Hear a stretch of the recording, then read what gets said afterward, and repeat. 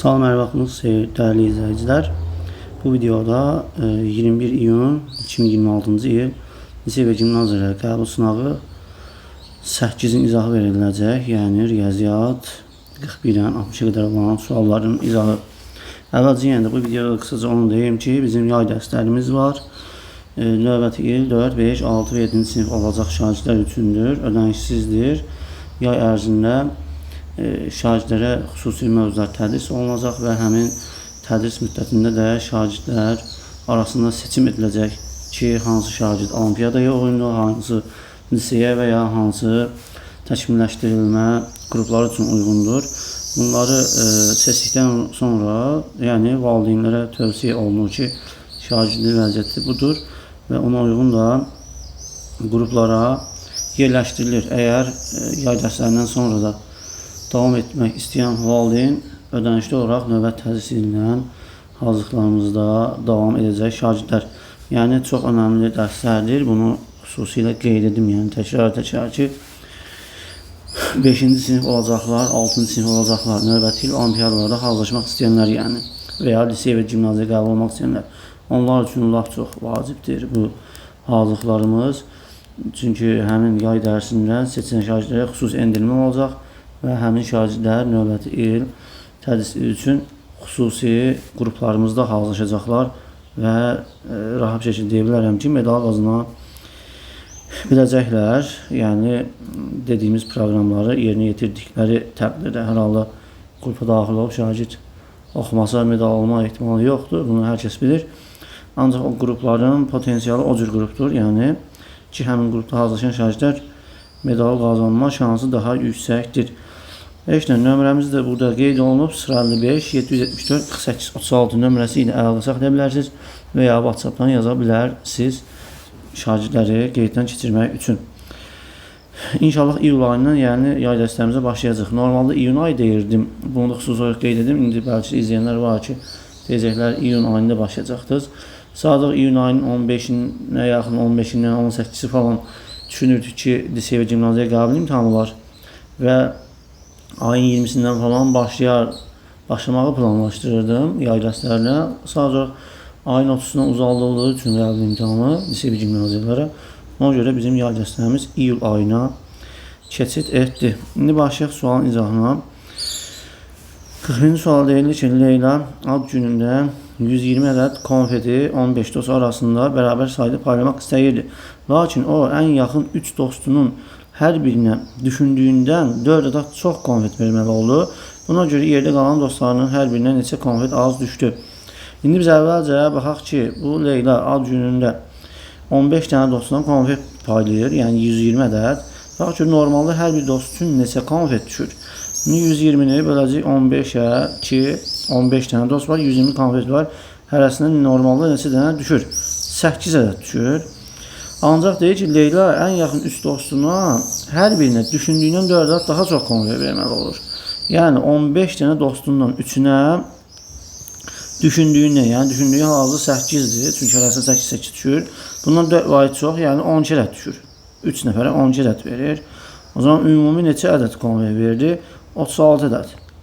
Yəni 8 verməli idi. Ancaq 3 dostuna düşündüyündən, yəni düşündüyü bu 8 idi. Bundan 4 vahid daha çox 12 ədəd vermiş oldu. Yəni 3-ünə birlikdə 36 verdisə, o zaman biz 120-dən 36-nı çıxacaq ki, nə qədər konfet qaldı yerdə? 84 ədəd. Bu 84 ədəd konfeti də bu 3 nəfər verdikdən sonra 15 dostdan 12-si qalır. Çünki 15 nəfər var idi, 3-ünə verdik, 12 nəfər qaldı. 84-ü 12 nəfər arasında paylasaq, hərəsindən 7 ədəd düşəcək. O da normalda 8 ədəd düşəcəkdir. Ancaq indi azı 7 ədəd düşür. Bu da deyir ki, qalan dostların hər birinin neçə konfet az düşdü? Normalda 8 düşməli idi.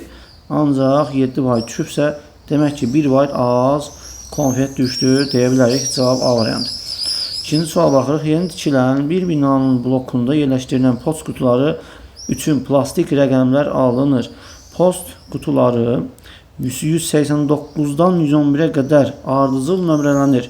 Hər bir plastik rəqəm 1 manat 25 qəpik, yəni 1,125 manat olduğuna görə sıfır rəqəmləri üçün neçə manat ödənilmişdir? Biz ona görə 189-dan 211-ə qədər neçə dənə 0 rəqəmdən istifadə olunur, buna tapmalıyıq. 189-dan sonra 0 ilə başlayan ədədimiz 190-dır. Bundan sonra 91, 92 belə gedir. Axırda 199-dan sonra 200 gəlir. Yəni 200-ün içərisində sıfırlar var. Və bundan sonra 210-a 11-ə qədər, yəni 11 daxil deyil. 11 düz deyil, burada daxildir. Sadəcə içində sıfır yoxdur. 201-dən başlayır düz 210-a kimi hər bir ədədin də içərisində sıfırlar var. Məsələn 201, 202, 203 belə hamısını yazsaq, siz yazın belə. Yazmadan tapa bilərik. Birbaşa böyündən kiçiyini çıxa bilərik. Məsələn, mən yazım 207, 208, onsuz da az ədədlərimiz. 209, 210. Və 211-in içərisində yoxdur. Gördüyümüz kimi burada neçə dənə sıfır oldu?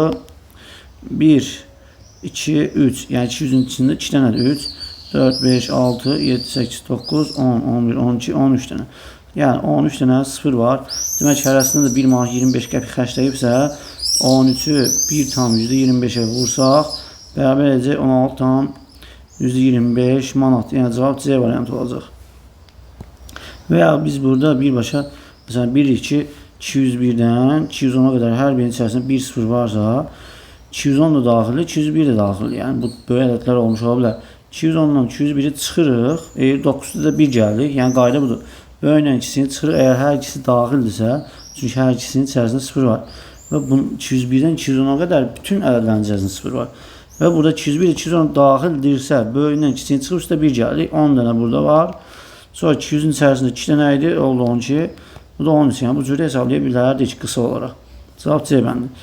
143-cü suala baxırıq. 43-də deyir ki, cavad teatra bilet almaq üçün başdan burada səhv düşübdür. Normalde n vurulsun, n böl 2 çıxılsın 2 yazıb. Normalde burada belə yox. En sıx ikinci olmalıdır. Yəni mən bunu bir şagird göndərdi bu şəkilləri. Bunu süni intellektə verib elimdə qələmdən yazılmış, bunu sildim. O zaman burada belə səhvlik yaranır. Yəni normalde belə deyildi. En sıxılsın ikinci yazılmalıydı. Normal orijinal olaraq belədir. Yəni en sıxılsın ikinci. Sondan isə 3-ən çıxılsın 18-ci sırada dayanmışdır. Bu sırada ümumi 39 nəfərin olduğu məlumdursa cavab başlayan neçənci sıradadır. Bu tip suallarda biz verilmiş sıra nömrələrini toplayırıq. Məsələn, en çıx ikincidir başdan. Toplayıram en çıxılsın 2. Üstə gəl sondan da 3-ən çıx 18-cidir. 3-ən çıxılsın 18-cidir. Və 1 çıxırıq. Niyə? Çünki bu en çıx 2 və en çıx 18 bir tərəfdən en çıx ikinci olur, bir tərəfdən en çıx 18-ci. Elə bir o şəxsin sağında və solunda adamlar var. Onlar və bu şəxsin özü cəmi 39 nəfər var. İndi buradakı bu en çıx 2 də o adamın özüdür. 3 en çıx 18 də adamın özüdür. Yəni bu 2 dənə deyil axı. Biz ona görə biz bu sıra nömrələrini toplayarkən sanki o bir nəfəri en çıx ikinci və 3 en çıxılsın 18-ci yerdə duran o cavadı 2 dəfə nəzərə almış oluruq. Yəni atıram burada ta ki 10 verib, bura 11 veribsə 11 üstə 10 yazarkən elə bir əvvəlin sağdan sola doğru deyək və ya soldan sağa doğru 10 nəfər varsa bu 10 nəfərin içərisində də cavab var və ya sağdan sola doğru baxsaq bu 11 nəfərin içərisində yenə də cavab var. Yəni 10 və 11'i toplayarkən cavada 2 dəfə nəzərə aldığımıza görə biz toplayıq 1 çıxırıq ki cavad bu onun da içində var, 11'in içində var. Ona görə onun içərisində nəzərə alırıqsa 11'in içərisindəki nəzərə almamaq üçün əlavə olaraq 1 çıxırıq ki buradan bir nəfəri azaltmaq lazım. Çünki bu bir nəfər 2 dəfə nəzərə alınıbdır cavab. Yəni belə edirik. Onun kimi elə yuxarıda da bu n ilə ifadə olunmuş sıra nömrələrini də toplayarkən bu biri çıxırıq ki bu ifadə ilə də verilmiş bizim sıra nömrəmiz, bu ifadə ilə verilmiş sıra nömrəmiz. Hər ikisi cavad olduğu üçün o cavadı bir dəfə nəzərə almaq üçün taş burada nəzərə alırıq. Burada da nəzərə almamamız lazım normalde. Ona görə 1 çıxırıq. Və bu olur bizim ümumi şagirdlərin sayı və ya o sırada olan ümumi nəfərlərin sayı 39 nəfər. Yəni bir nəfərin başlanğıc və son duruşu haqqında, sıra nömrəsi haqqında məlumat verilirsə, həmin sıra nömrələri toplanılır və 1 çıxılır, bərabər edilir adamların sayına o sıradakı. Əgər 2 nəfər haqqında verilsəydi ki, bir nəfər əvvəldən belədir, digərdəki axırdan belədir, o zaman 2 çıxacaqdıq. Burada bir nəfərdən getdiyi üçün söhbət 1 çıxdıq. Savaddan gedir söhbət. Nəsə, davam edək. Deməli, burada bu n ilə bu 3n toplasaq, EC neçə? 4n. Bu mənfi 2 ilə də bu mənfi 18-i toplasaq, EC neçə? Mənfi 8 deyərkən mənfi 2, mənfi 18 və mənfi 1 bunları toplayaq. Edəcək mənfi 21. Mənfi 21 edəcək. Çıxılsın 21, yəni bərabər nəyə? 39 buna. Buradan da mənfi 21-i keçirsək sağa müsbət 21 olacaq. Yəni 4n bərabər 39 plus 21 olacaq. 4n bərabərdir 60 edir. 60-ı da 4-ə bölsə n-in neçə olduğunu taparıq? 15 olduğunu taparıq. N 15-dir. Bizə deyək ki, cavab başdan neçənci idi? Cavabın başdan n ikinci olduğunu deyir. Biz də n-nə tapdıq? 15. N 15-dirsə o zaman getirib burada n-in yerinə 15 qoysaq 15 çıx 2 bərabər 13. Yəni cavab başdan 13-cü yerdə olmuş olur deyirik. Cavab C bəndi. Keçirik növbəti suala, 44-cü suala. Bir stəkan çayın 25 qəpik olduğu məktəb yeməkxanasında çay üçün bir qrup tələbədən 6-sının pulu olmadığı üçün pulu olan digər tələbələr hər biri 50 qəpik ödəyir. Hər bir tələbə cəmi bir stəkan çay içmiş olarsa neçə tələbə çay içmişdir? Burada tənliyimizi quraq. Demək ki, bir stəkan çay 25 qəpik idisə, əgər məktəb yeməkxanasında tutaq ki, x qədər şagird varsa, bu x qədər şagird çay içirsə, o zaman çayın qiyməti nə qədər olacaq? 25 vurulsun x qədər olacaq da. Amma deyir ki, 6 dənə şagird olmadığı üçün, demək, x çıxılsın 6 qədər şagird, hərəsi nə qədər pul ödəyib? 50 qəpik. O zaman x çıxaldığını vuracağım 50-yə ki, bu qədər pul verildi. Yəni, çayın miqdarı onsuz da ikisində də eynidir. X nəfər olsa 25 qəpikdən verəcəklər. Ümumi veriləcək pul bu olacaqdır. 6 nəfərin pulu olmadığı üçün x çıx 6 yazdım ki, bu qədər şagird qaldı. Bunların da hərəsi 50 qəpik verdiyi üçün yenə də bu ifadə ümumi çaya veriləcək pulun miqdarı. Yəni, gördüyümüz bu iki ifadə bir-birinə bərabər olan çayın qiyməti olan bir ədəddir. O zaman 50-ni burada x-ə vursam 50x edəcək. Sonra 50-ni bu 6-ya vursaq çıxılsın 300 edəcək. Bərabərdir nəyə? Buradakı 25x-ə. Buradan 25x-i keçirəcəm sağ tərəfə. Yəni 50x çıxılsın 25x olacaq. Müsbətdir. Mənfi oldu bir tərəfə keçirdim. Bərabərdir. Bu mənfi 300-ü də keçirsəm bura. O olacaq müsbət 300. Buradan 50x-dən 25x-i çıxsaq qalır 25x. Bərabərdir 300-ə. 300-ü də 25-ə bölsək x bərabər 12 edir. Yəni bu 2x bizim tələbə sayı idi. Yəni A variantı oldu. 12 nəfər. 45-ə baxırıq. Burada deyir ki, yəni belə bir sıralama verib və deyir şəklində təkrar olunan rəqəmlərə görə başdan 1342-ci rəqəm hansı olacaq? Baxaq ki, təkrarlanma nə qədərdən bir baş verir? Yəni periodik burada hərəkət var. Baxaq ki, hansı rəqəmlər təkrarlanır? Baxın 3, 5, 7, 9, 2, 4, 6, 8 və yenə 1 gəlir. Burada 1 düşməyib. Normalde burada 1 var. Yəni bu xətt normalda deyirəm, süni intellekt ilə bu testi mən təmizləmişəm yazılı yerlərini. Ona görə burada 1-i silibdir. Normalda orijinalda burada 1 var yəni. Gördüyümüz təkrarlanma belə gedir. Belə gedir. Və burada təkrarlanan rəqəmlərə baxsaq 1, 2, 3, 4, 5, 6, 7, 8, 9 və yenə gördüyümüz kimi 3 gəlir. Eyni şeydir var. 3, 5, 7, 9, 2, 4, 6, 8 və bu 1'dir. Bu da 1. Yəni gördüyümüz kimi təkrarlanma elə bunlardır. Neçə dənə oldu? Bir də sayaq. 1, 2, 3, 4, 5, 6, 7, 8, 9 dənə. 9 dənədən bir təkrarlanma baş verir.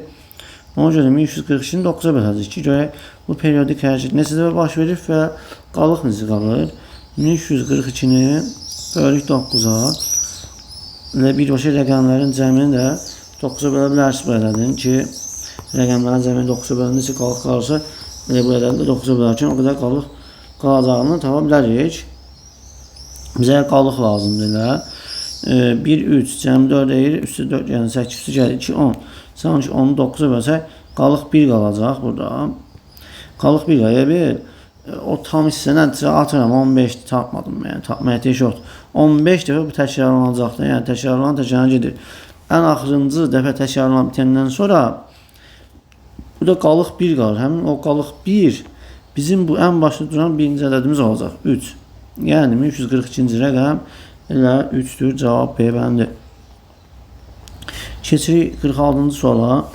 Deyir, Asifin sinif yoldaşları arasında oğlanların sayı qızlardan 2 dəfə çoxdur. Lala Asifin sinif yoldaşıdır.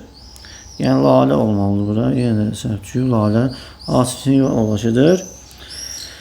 Sonra deyir ki, sinifdə oğlanlar qızlardan 8 nəfər çox olarsa, Lalənin neçə qız sinif yoldaşı var?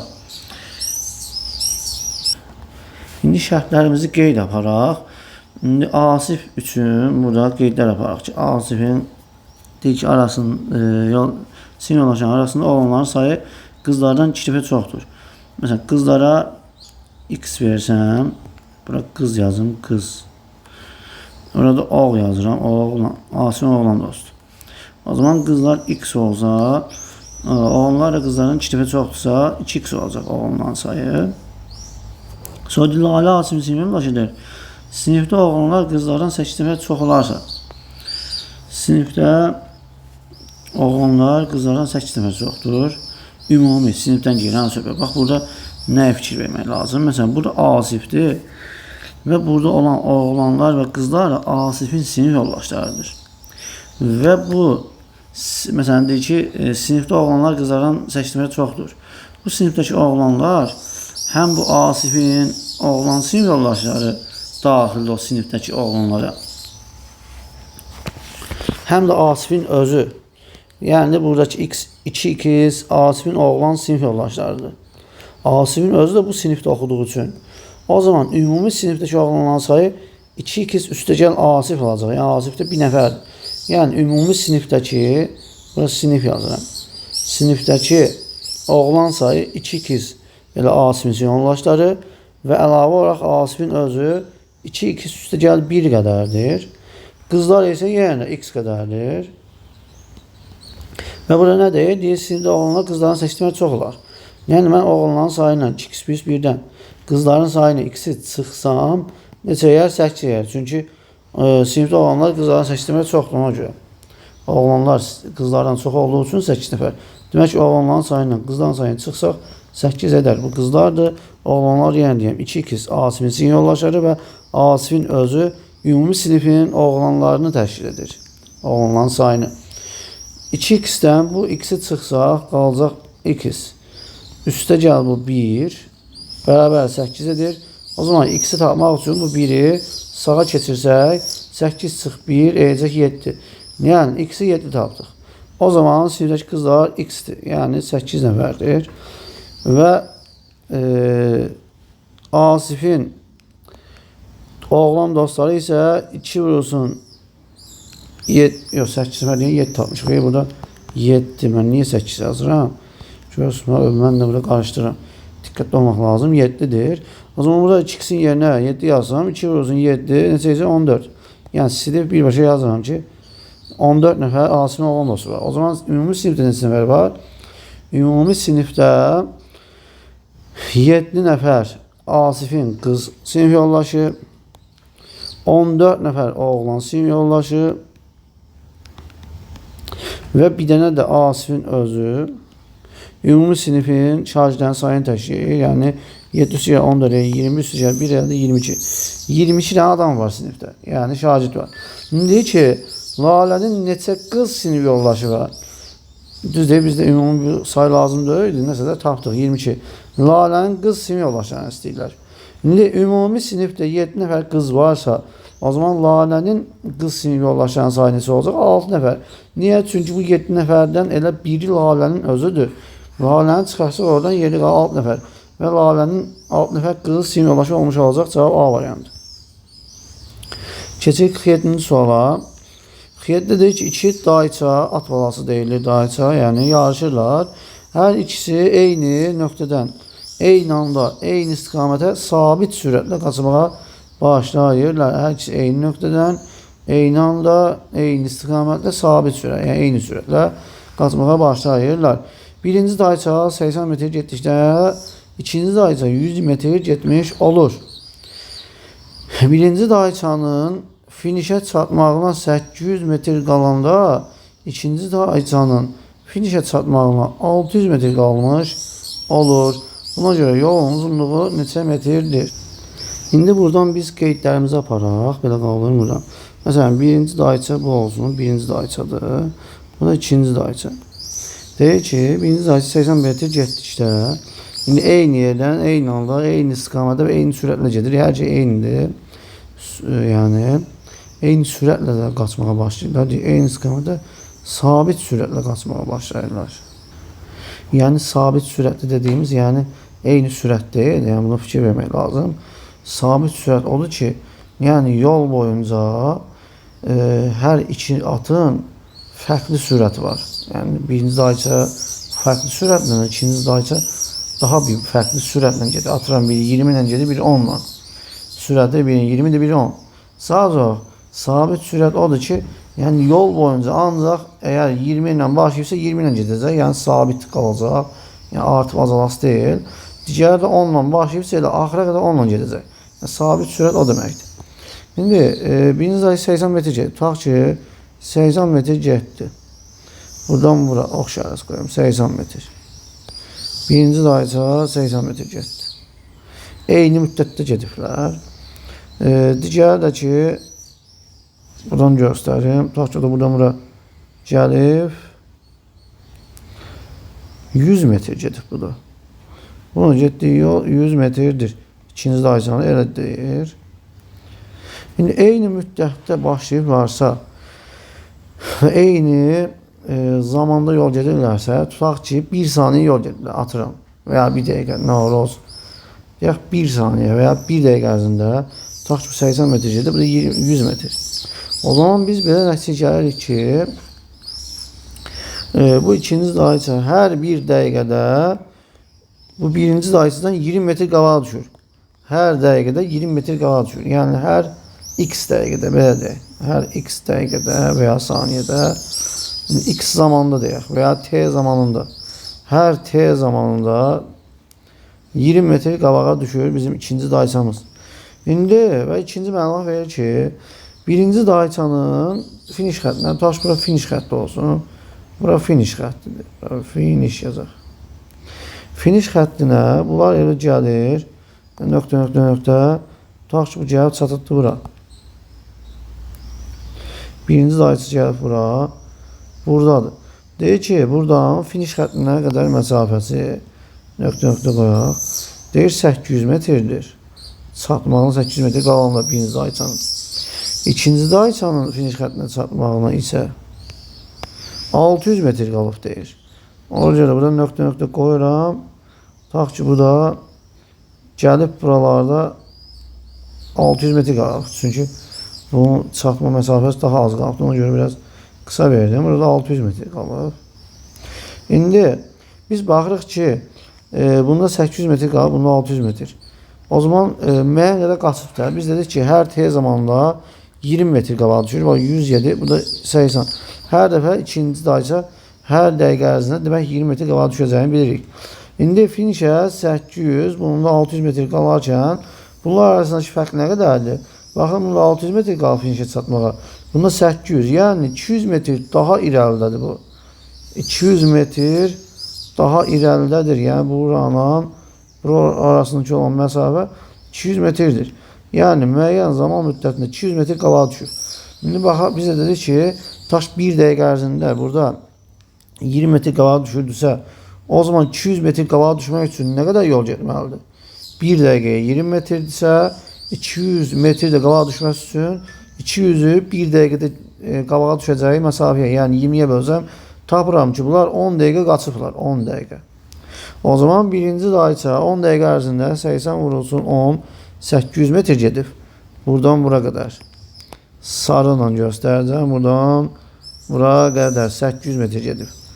Bəs nə qədər yol qalıb? Burada 800 metr qalıb. Yəni ümumi yolun uzunluğunu tapmaq üçün birinci dayçanın getdiyi yol ilə birinci dayçanın finişə qədər olan yolunu 800 toplasaq 1600 edir. Yəni ümumi yolun uzunluğu 1600 oldu.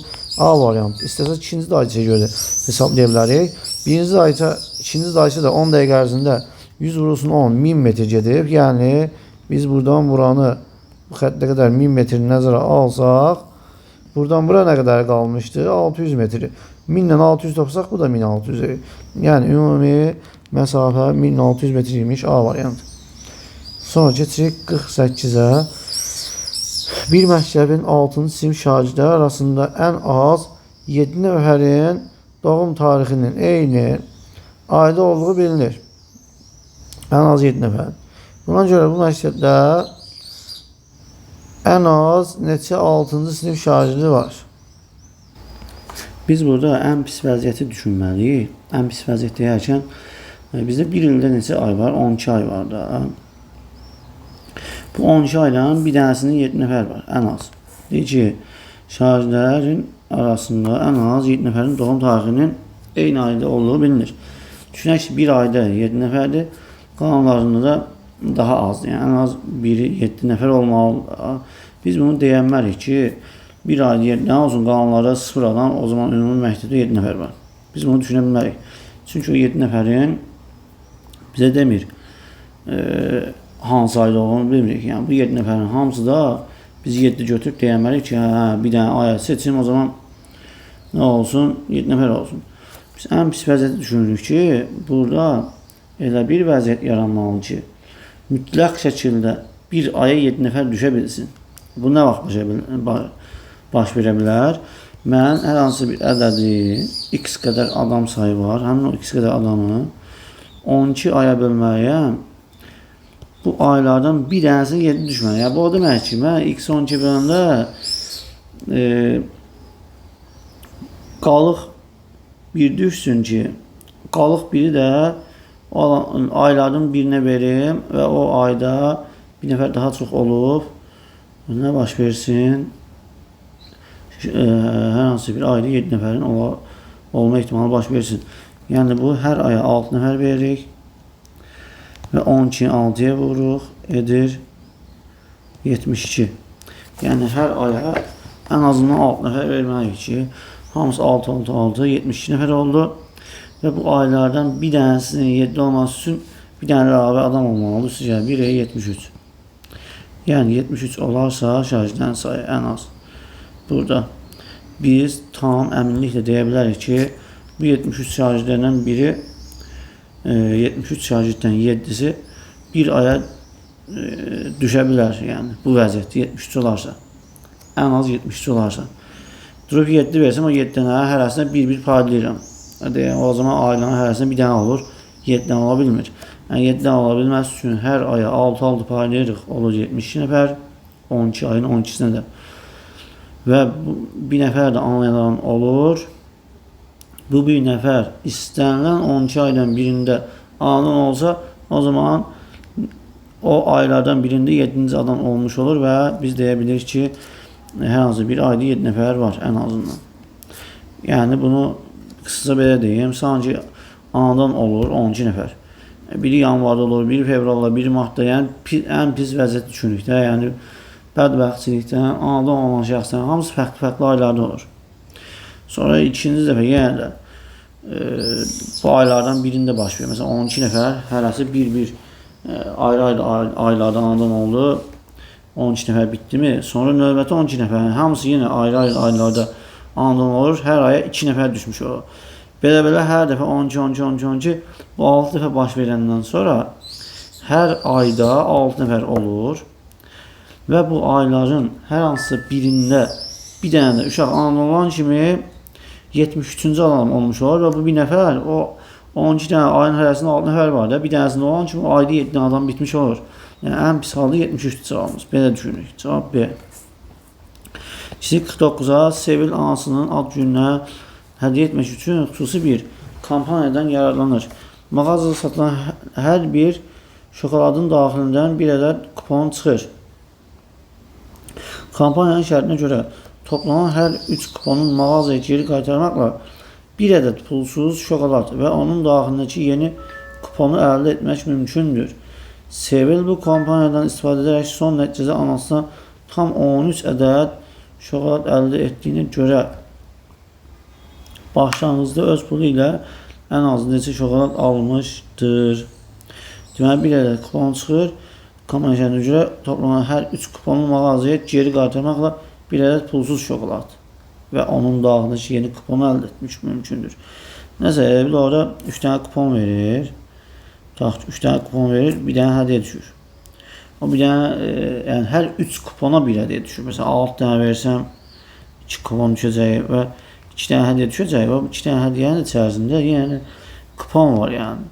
Sanki 6 dənəsini verəm, yenidən mən 2 dənə kupon düşür. Belə, həmin tutaq ki, məsəl üçün belə deyim, 9 dənə verdim, 9 dənə verdim, 3 dənə hədiyyə düşür. Bu 3 dənə hədiyyənin hərəsində də bir dənə kupon olduğu üçün, o zaman 3 dənə kupon qazanmış olam. Həmin 3 kuponu da apara verirəm, bir dənə hədiyyə düşür. Sanki 9 dənə kupon var, 9 dənə mən şokolad alaram, yox, 9 dənə kupon verərəmsə, əvvəlcə 3 dənə qazanıram, sonra bu 3 dənə də verib bir dənə qazanıram. Yəni 9 kupondan 4 dənə hədiyyəni qazana bilirəm. İndi burada deyir ki, Sevil bu kampaniyanı istifadə edərək son nəticədə anası tam 13 ədəd şokolad əldə etdiyinə görə. Yəni 13 dənə şokolad əldə edib, başlanğıcda öz pulu ilə ən az neçə şokolad almışdır. Elə mənim bu nümunədə göstərdiyim vəziyyət baş veribdir. Baxın, cavabımız B bəndə olacaq, 9. Niyə? Çünki, bax, 9 dənə alır, 9 dənə şokolad aldım. Normalde ən sonunda anası 13 dənə bir şokolad veribdir. 9 dənə aldım mı, 9 dənə var məndə hələ ki.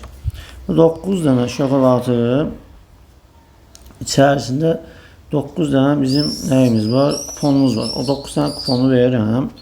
3 dənə də mənə şokolad düşür. 3 dənə şokolad verdim mi? Əvvəlcə 9 dənə almışdım. 3 dənə 9 şokolad almışdım. Hərəsində bir kupon var idi. Yəni 9 dənə kupon olmuş oldu. Hər 3 kupona bir hədiyyə düşürsə, 9 kupona da 3 dənə hədiyyə düşdü. Əlavə 3 dənə də gəldi. Oldu 12 dənə. İndi aldığım bu 3 dənə şokoladın da içərisində hər birində bir kupon var. Ümumi 3 dənə kuponum olmuş o. Həmin o 3 dənə kuponu da apara verirəm, yəni şokoladı vermirəm, kuponu verirəm. Şokoladın üzərindəki. Bir dənə də bizə hədiyyə düşür. 3 kupona bir hədiyyə düşür. Sonuçta 13 ilə 1 ədəd 13. Yəni 13 dənə şokolad əldə etməm üçün ən başda 9 dənə ən az şokolad almalıyam ki, onların üzərindən çıxan kuponları da verib hədiyyə alıram 3 dənə. Sonra 3 dənənin içərisində 3 kupon gəldi. 3 kupon da verim. Bir dənə qaldı. Bir dənə aldım. Elə bil 9 3 1 ədəd 13 dənə şokolad. Yəni ən başda 9 dənə şokolad almalıyam yəni. 50-yə baxırıq. Rezinin bir ucundan 5'te bir hissəsi kəsilir.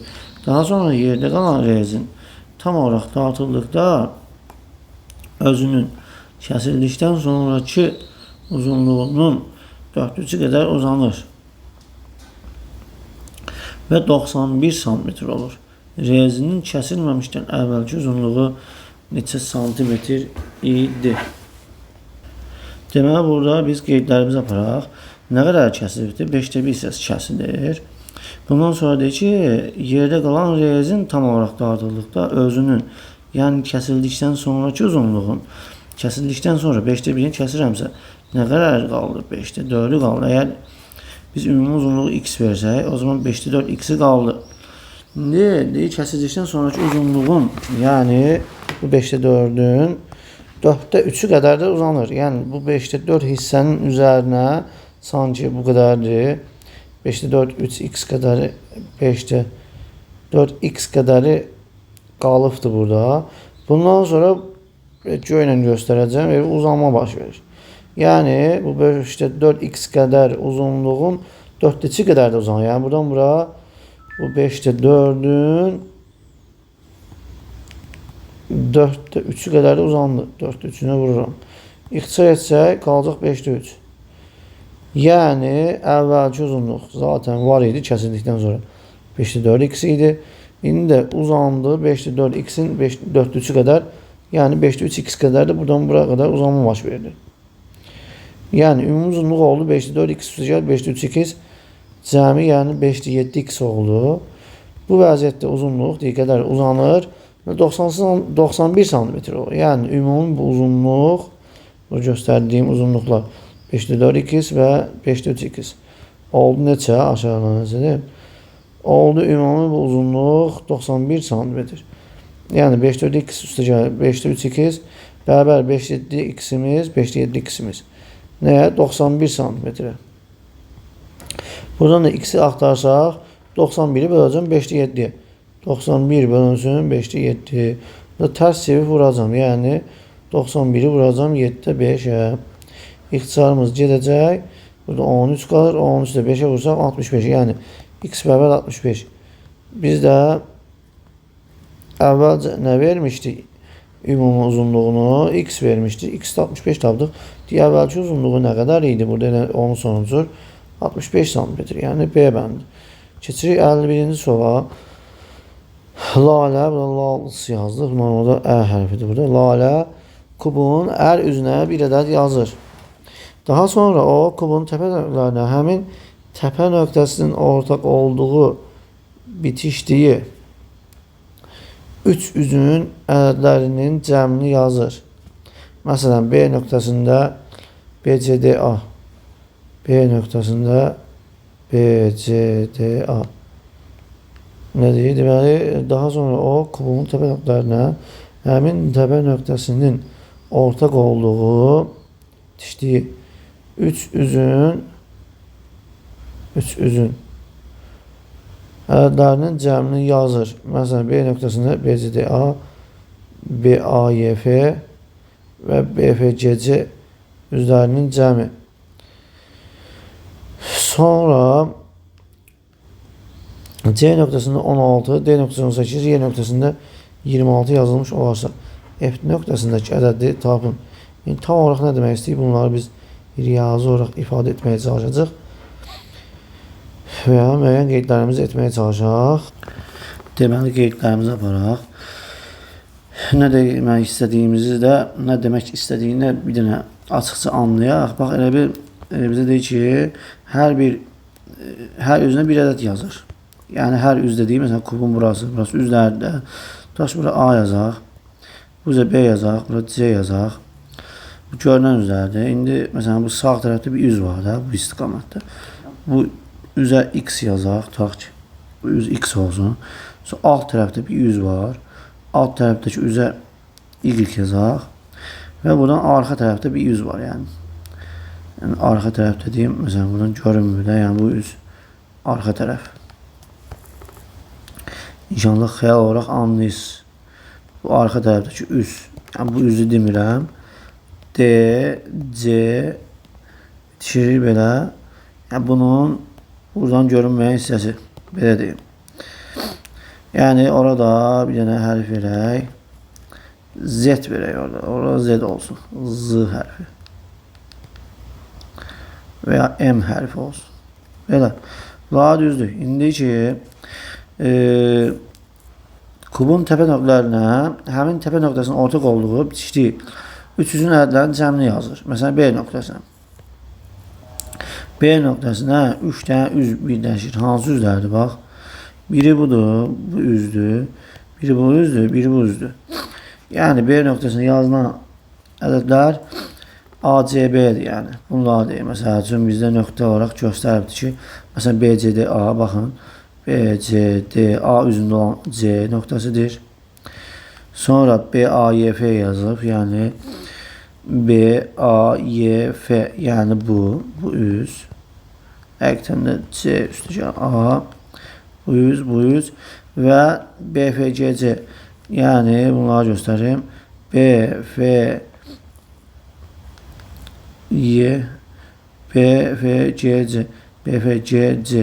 yəni bu B hərfi balaca, bu üz. Həqiqətən də buna uyğun buradır. Bunlar bitişikdir, yəni. Üstə gəl, B.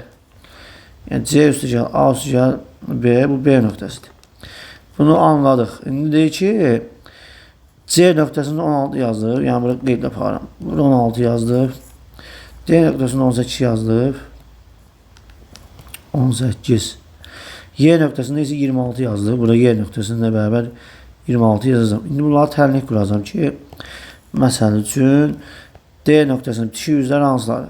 D nöqtəsində bitişik üzlər, bax biri bu C üzüdür, biri bu arxada olan, yəni M üzüdür. Yəni C üstü M yazıram.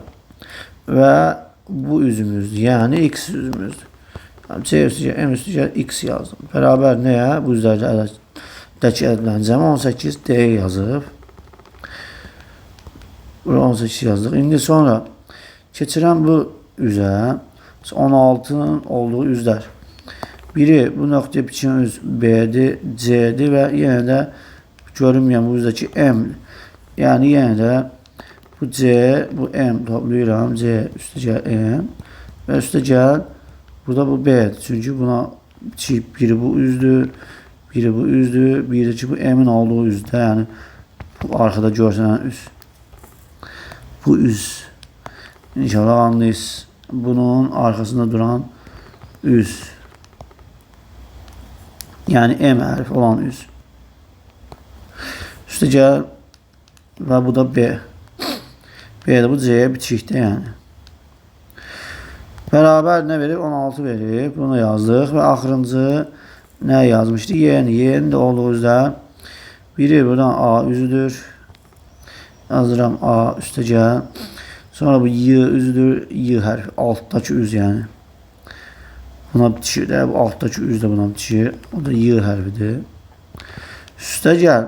Bir də bu X üzüdür. Çünki bu Y'nin olduğu üz biri burada. Bunun olduğu üz arxa tərəf. Yəni bu X üzü. Üstə gəl. X bərabər nəyə? 26'ya.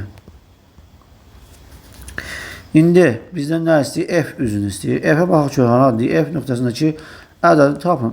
F nöqtəsinin birləşdiyinə baxaq. İndi baxaq F nöqtəsi bərabər nəyə? Buradan biri B'dir. Yazıram. Biri A'dır. Və biri də elə bu Y-dir. Altdakı üz. Bura uyğundur. Çünki alt tərəf də uyğundur. Altdakı üz də Y idi. Yəni A, B üstə Y. A üstə Y üstə B yazaq. B yazaq. A üstə Y üstə B. Belə. Bunları yazdıq. Bunu axtarıq. Bərabərə sual gəlsin. Yəni F-də buradan silirəm. A üstə Y üstə B-ni axtarıq. İndi biz buradan nə edə bilərik? Məsəl üçün C üstə M burada da var. C üstə burada M burada da var. O zaman biz bu iki tənlikdən fərqinə baxası olsaq tərəf-tərəfə. C'dən C'ni çıxsam bu altdakini biraz aşağı sürüşdürüm. İşimizi görə bilək. İndi bu iki tənlikdə yenə deyirəm, tərəf-tərəfə çıxma əməli yerinə yetirsəm, sol və sağı. Buradan çıxıram bunu. Buradan çıxacam bunu. Gör nə qalacaq burada. C'dən C'ni çıxsam 0. Bu M'dən M'i çıxsam 0. X'dən də B'yi çıxsam belə olacaq. X çıxsın B. Bərabər nəyə? 18 çıxsın 16'ya. Yəni 2'yə. Deməli, X çıx B 2'yə bərabərdir. X çıx B 2'yə bərabərdir. İndi bizə nəyə lazım olacaq bu? Baxın, biz burada A üstə Y üstə X verib 26'da. Burada da A üstə Y var. Burada da var. Burada əlavə olaraq X-dir. Burada əlavə olaraq B-dir. Demək ki, mən buradakı X-i B ilə ifadə edə bilərəm. Necə?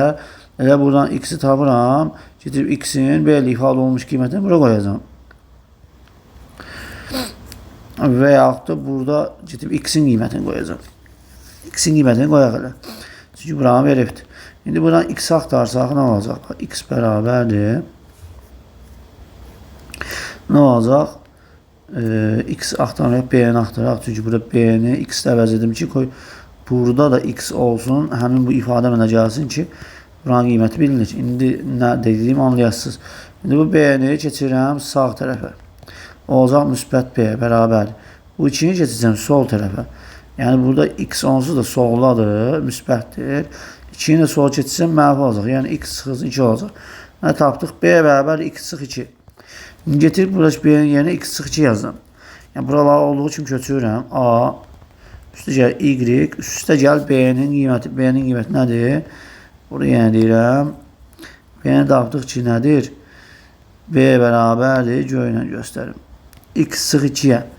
Yəni buradakı B-nin əvəzinə X çıx 2 yazdım. X çıx 2. B-nin əvəzinə yazdım. Çünki burada B-yə eləyirəm. X-2 tapmışıq. Heç nə.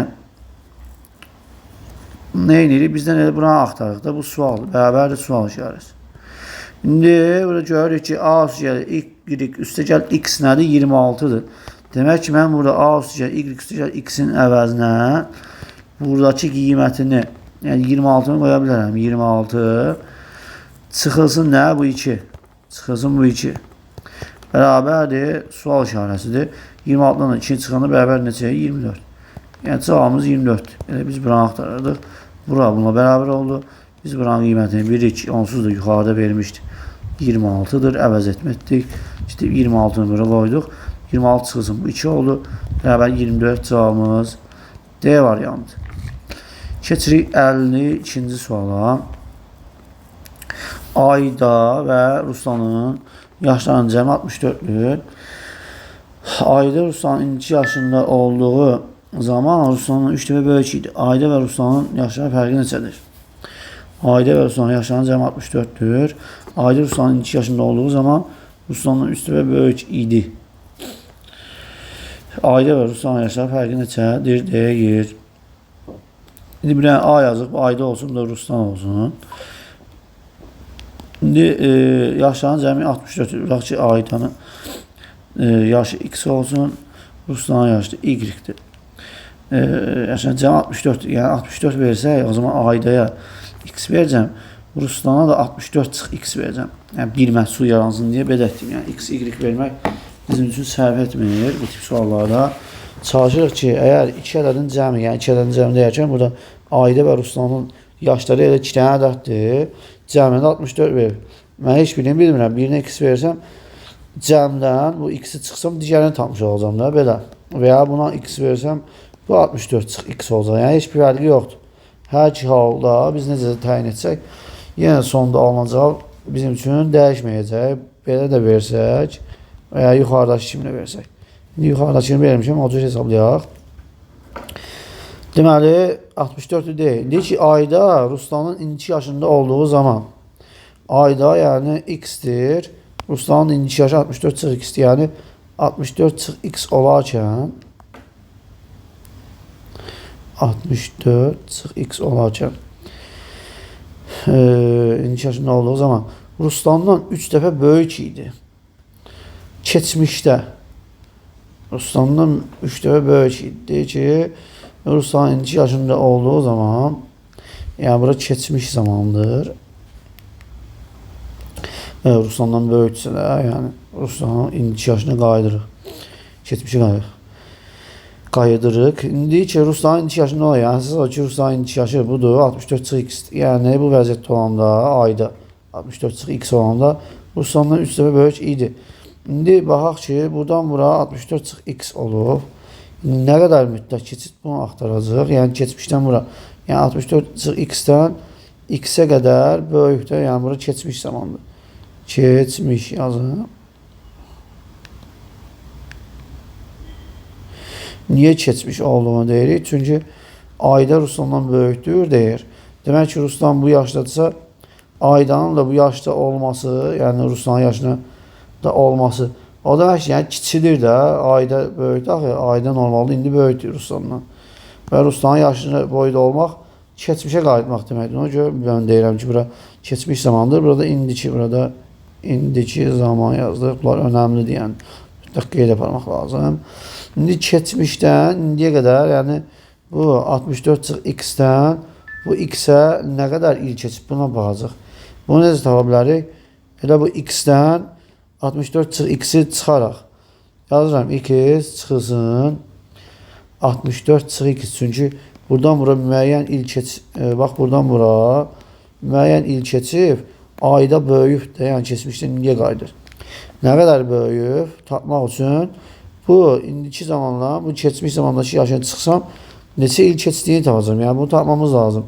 Ona görə indiki yaşından X-dən keçmişdəki yaşını, yəni 64 çıx X-i çıxıram görək nə qədər yaşı böyükdür bunun keçmişdən indiyə qədər.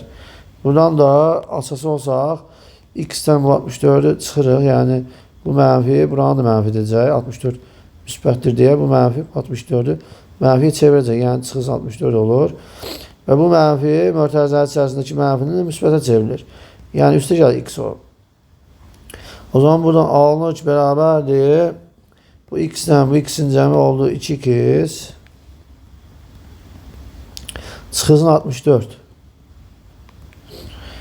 Yəni keçmişdən, yəni buradan bura nə qədər zaman keçib? 2x çıx 64 il. 2x çıx 64 il. O zaman buraları silirəm də, bunlar lazım deyil. Bizim bu Ruslan qardaşımız da demək ki, keçmişdən, yəni keçmiş boşluq qoyuram. Bura qədər böyükdür nə qədər? 2x çıxısın 64 yaş. Yəni keçmişdə neçə yaş olduğunu tapmam lazım. Ona görə nə edəcəm? İndiki yaşından bu keçən müddəti çıxacam ki, görək keçmişdə neçə yaş olub? İndiki yaşından yenə deyirəm. Bu keçən illərin müddəti. Çünki bizim aydan, bu yaşdan, bu yaşa qədər, böyüyənə qədər bu qədər il keçib. Bunu tapdıq. 2x 64 qədər il keçib. O zaman əgər Ruslan da burada bir y yaşındadırsa, y-dən bu 64 çıx x-ə qədər böyükdür. Yəni keçmişdən nə qədər olubdur? 2x 64. O zaman mən buranı tapmam üçün ümumi indiki yaşından bu keçən müddəti çıxmalıyam. Yəni keçmişdən indiyə qədər keçən müddəti indiki yaşından çıxmam lazımdır ki, keçmişdəki bu yaşın yaşını tapa bilmir. Yəni bu y bərabərdir. Və ya belə yazım da, keçmişdəki yaş y-dirsə, yəni y tapmaq üçün nə edəcəm? Yəni y-in üzərinə bu qədər il keçib, 2 üstə gəl, 2 çıx 64 yaş gəlib, olubdur neçə? 64 çıxılsın x olub. Mən də keçmişdəki bu y yaşını tapmam üçün bu ifadələri keçəcəm bu tərəfə də. Yəni y bərabərdir, olacaq. Burada zaten 64 çıx x var idi. Bu 2x'i müsbətdir, bu tərəfə keçirəcəm. Olacaq çıx 2x. Və bu mənfi 64-ü bura keçirsəm, olacaq müsbət 64. Yəni üstəki 64 olacaq. Deməli, keçmişdəki yaşı olacaq. 64 toplasam eləyir 128. Y bərabərdir 128. Və bu çıx x-dən çıx 2x-i toplasam eləyəcək çıx 3x. Yəni keçmişdəki bu y yaşı 128 çıxılsın 3x yazıram. Buraları silirəm. Deyirəm ki, demək keçmişdə 128 çıxılsın 3x yaşında olub bizim Ruslan qardaşımız. İndi bu vəziyyətdə, yəni bu keçmişdə bizə deyir ki, aydan Ruslan indiki yaşında olduğu zaman Ruslandan 3 dəfə böyük idi. Yəni ayda keçmişdə 64 çıx x yaşındadır. Ruslan neçə yaşındadır? 128 çıxılsın 3x. Yəni bu vəziyyətdə aydan, yəni bu vəziyyətdə bundan 3 dəfə böyükdür. Yəni bu deməkdir ki, 64 çıxılsın x bərabər nəyə? Bu ifadənin 3 mislinə. Çünki bundan 3 dəfə böyüksə, mən bu Ruslan yaşını 3-ə vurmalıyam ki, aydanın yaşı boyda olsun. Yəni 3 vurulsun, 128 çıxılsın 3x yazıram. İndi buradan tənliyi həll edəcək. Ruslanın bu yaşlarını biraz kiçildim. Sonra yenə böyüdərəm. Lazım olacaq sonra yəqin ki, qoyaq. Sonra buranı da silirəm, bu istiqaməti. Buranı silirəm. Lazım deyil bizə. Yox, lazım ola bilər. Neçil keçdiyi. Çünki buranı da burada qoyaq. Keçmə müddətidir. Ümumi ilin müddətidir də, yəni neçil keçdiyi. Bizə nə istəyir? Ayda və Ruslanın yaşları fərqi neçədir deyə. Yaşlarcam 64 fərqini istəyir. Heç də buradan